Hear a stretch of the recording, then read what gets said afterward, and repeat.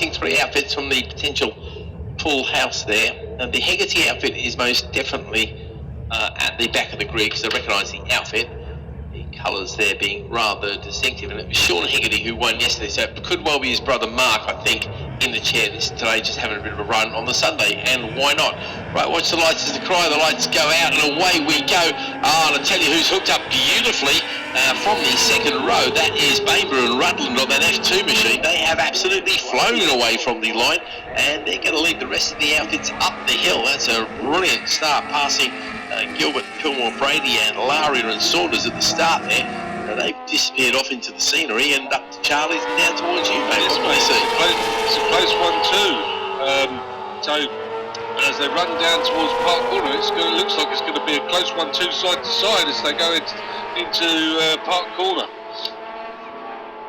It looked like Gilbert, Pillmore, Brady went up the inside. Find out once they come round, as they come round Chris Curve nearly into the gooseneck, and I'm just trying to pick out who's who in the numbers. Yeah, that's easily done from where you are to where they are, mate.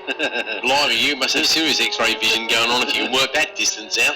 Yeah. And I know Bradley can, but he's got about 40 years less eyesight wear than we have, mate. Well, they're coming down to you, mate. Maybe you can pick it out. No.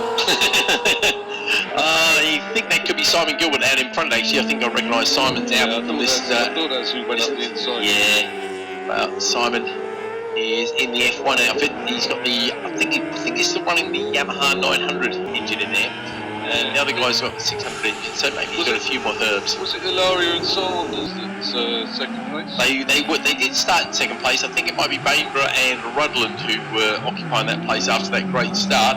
We'll wait and see. But here come the leaders in towards us for the first time.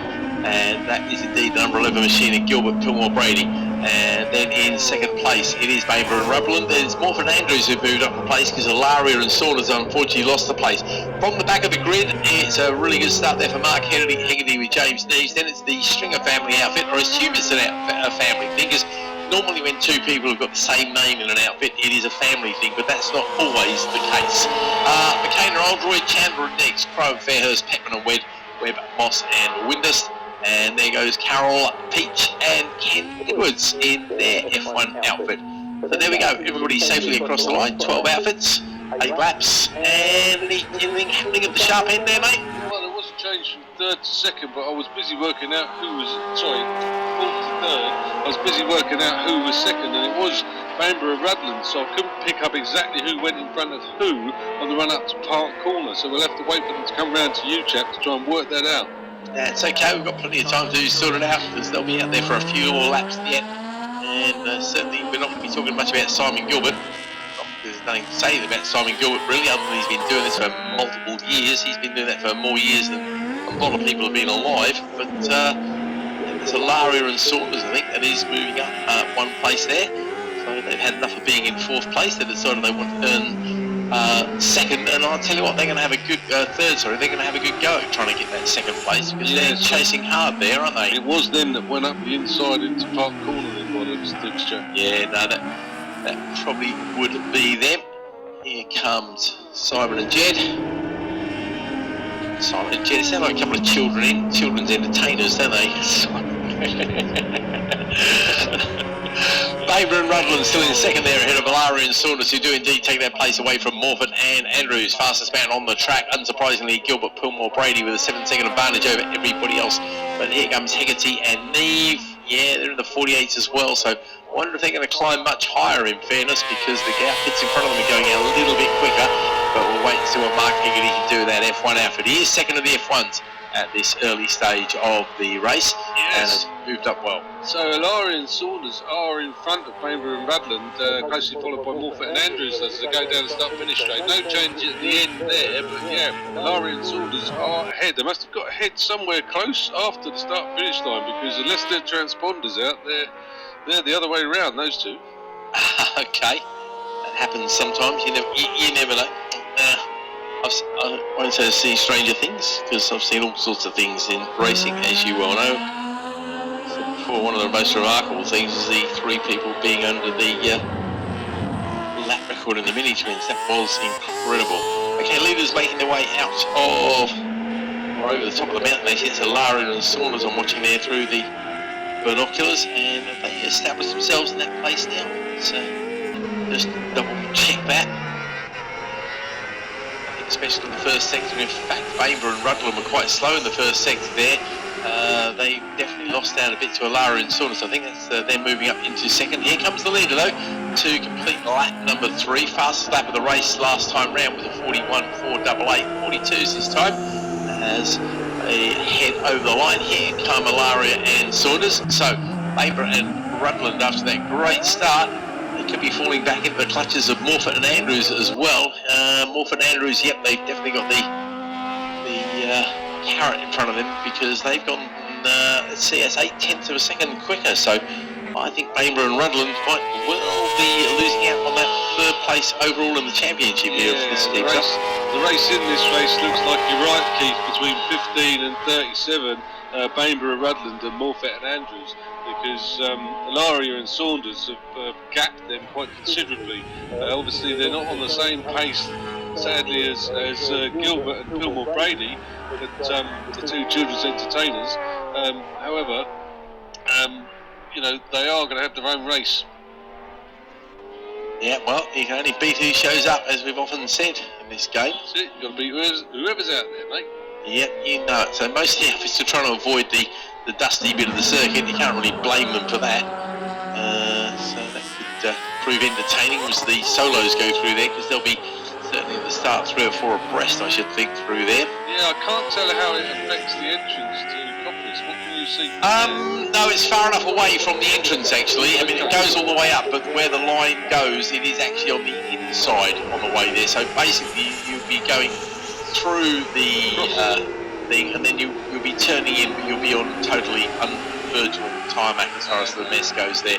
I'm just watching Carol go through. She needs to work on the lines a little bit. Right, here comes the leaders then, and Simon's kind of in the middle of the track. I know what he's doing. He doesn't need to use all the track, so they're basically going down the middle of the track here, and they're compromising their turn in. That's what they're doing at the moment. Yeah, they're avoiding the majority of the dust here. So it might. But as you well know, the dust doesn't really kind of stick into your tyres too much or anything like that. It's a great problem unless you're actually turning in on it.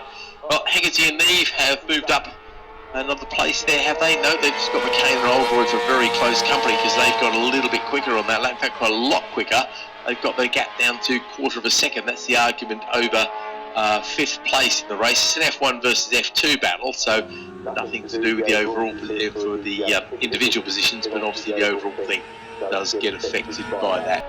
Simon Gilbert, Jed Pillmore Brady chugging along, 43s now. They've pretty much hit cruise control. That's a second and a half or so slower than their absolute best at this halfway point of the race.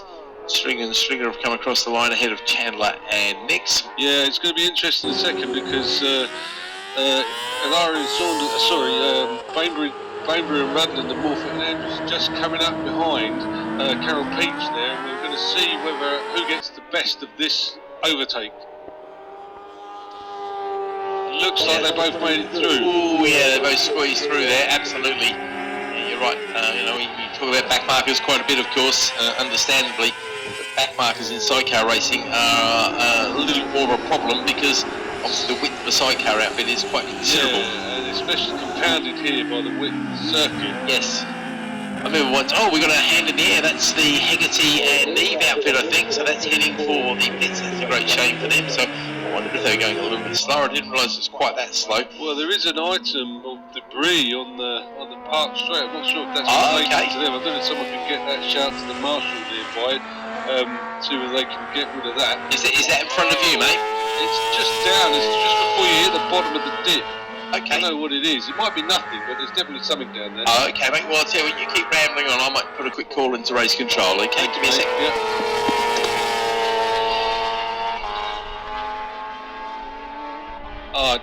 It looks like it might be something light, mate. It's getting blown around by the cars that are coming past them.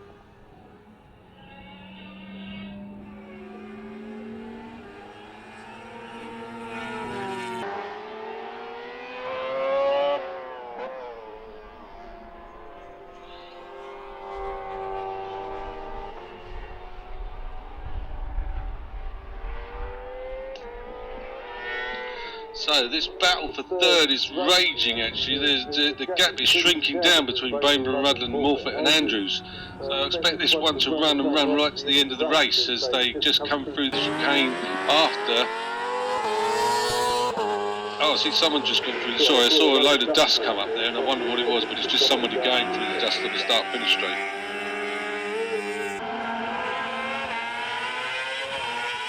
Sorry mate, just trying to listen to the radio, see what something's happening out there.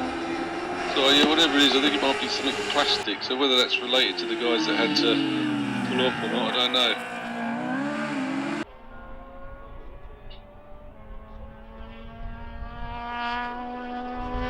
Might be a visor, actually. It could be a visor or a tear off or something like that. Well, if it's a visor, that would be very worrying actually, because I don't know if you've ever hit a piece of plastic or something like that, but I managed to hit a Coke can on the road once. Fortunately, that injury to me or the bike, but it's not the sort of thing that increases your adhesion, shall we say.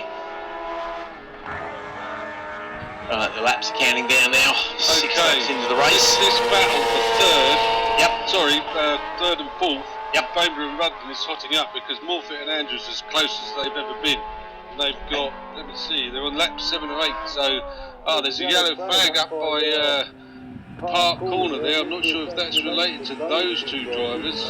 Wait to see when they come out. No, they seem to be there. So whatever that is, it's nothing to do with the people in third and fourth. Yeah, they're coming up on a back marker. They're coming up on a back marker because they run down through Mansfield. And third place is diving up the inside. I don't think fourth is good. No, fourth is not going to get there in time. It looks like we've lost McCain and Oldroyd at the top there, actually, mate, because they haven't tripped the timing beam. Oh, okay, mate. So, yeah, I see what you mean. It's a pretty close battle as they come to the bottom of the mountain. And the last lap flag is going to be deployed very shortly. In fact, no, it's already there. We go. That's Simon Gilbert coming along to say hello to the last lap flag for the millionth time in his life. Over the line he goes. Yeah, and he's decided that dust means nothing as he just went straight through it. Everybody else seems to be trying to avoid that dust still. Definitely going in the middle of the track. Let's come on, Sidecars, know your job. Sweepers. Alaria and Saunders over the line, 7.5 seconds behind the leaders, and here comes that discussion over third place with Morpeth and Andrews now having taken that third place ahead of the fast starting Bainborough and Rutland pairing. Thought they've got themselves in there.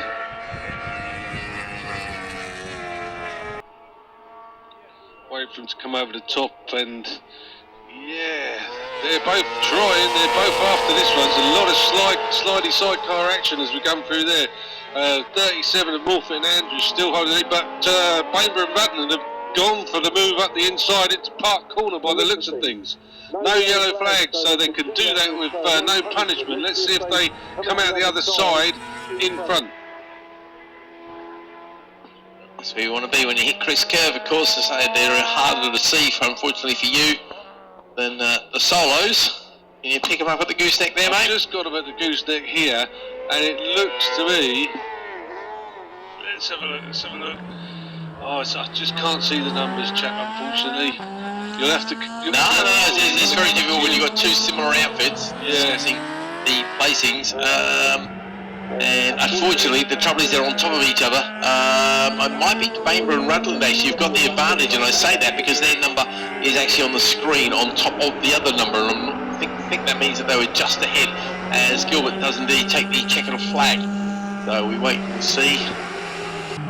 Where we end up here, Brian Alaria comes across the line in a 7th place, and that, of course, is a win in the F2s for Brian, so celebration there for him. And we wait and see who's going to claim that 3rd place after this long discussion. Another back marker there as the flag furls, and it is indeed going to be the machine of Bainborough and Rutland. You called that well, mate. Morpeth and Andrews are behind them.